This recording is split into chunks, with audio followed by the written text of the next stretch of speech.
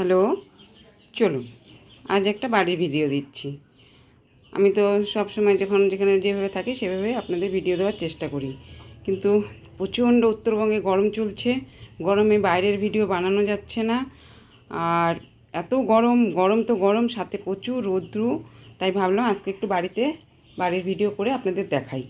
তা এই যে দেখুন, আমার বাড়ির গাছের আম গাছটা একদিন দেখাবো। এই যে প্রতিদিন এত পরে তুলতে তুলতে হয়রান হয়ে যাই, আর ভালো লাগে না। এরা কিছুদিন আগে ছিল সুপারি কুড়াও, এখন হয়েছে আম। আর এই যে এটা হচ্ছে বাড়ির গাছের বেগুন। বাড়িতে গাছ লাগানো হয়েছিল, দুটো একটা করে ফলে, অসময়ে কাজে লাগে, কারণ সবজি বাজারে ভীষণ দাম। আর এই যে একটা ডাঁটা, তো মাছ আছে, তো ভাবছি যে ডাঁটা দিয়ে আলু দিয়ে আর এই বেগুনটা দিয়ে মাছের ঝোল করব, পাতলা ঝোল করব। কারণ প্রচণ্ড গরম, তো গরমে খাওয়া যাচ্ছে না।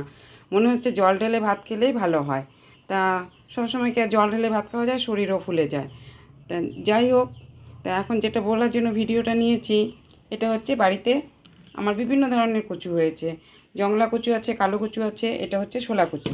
শোলা কচুটা সেদ্ধ করে রসুন দেইনি, শুধু পাঁচফোড়ন দিয়ে করেছি। প্রচণ্ড গরমের মধ্যে রসুন পেঁয়াজ খেলে পরে শরীর গ্যাস হয়ে যায়, এমনি গ্যাস হয়ে যাচ্ছে, আরও গ্যাস হয়ে যায়। আর এটা হচ্ছে আম দেখালাম, সেই পাকা আম কতগুলো জমেছিল, কাটা হয়েছিল, খাওয়া যাচ্ছে না। বেশি আম, পাকা আম খেলে পরে গরমে আম যেমন ভালো, সেরকম বেশি আম খেলে পরে আমাশাও হয়। তো এত আম কী করবো? তো ভাবলাম এই আমটা একটু হাত দিয়ে চটকে নিয়ে শুধু খালি খোলায় আমটাকে একটু নাড়াচাড়া করে টকটকের মতন করে নিলাম। এর মধ্যে চিনি টিনি কিচ্ছু দেইনি, কোনো সোমবারও দেইনি। তো শেষ পাতে এটা একটু খাওয়া যাবে। দেখা যাক কীরকম লাগে, খেয়ে টেস্ট হয় না কীরকম হয়।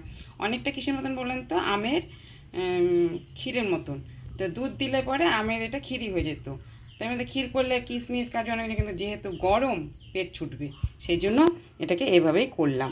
আর এই যে দেখুন, এই যে আছে পাবদা মাছ, আর একটা আছে চিতলের পিস।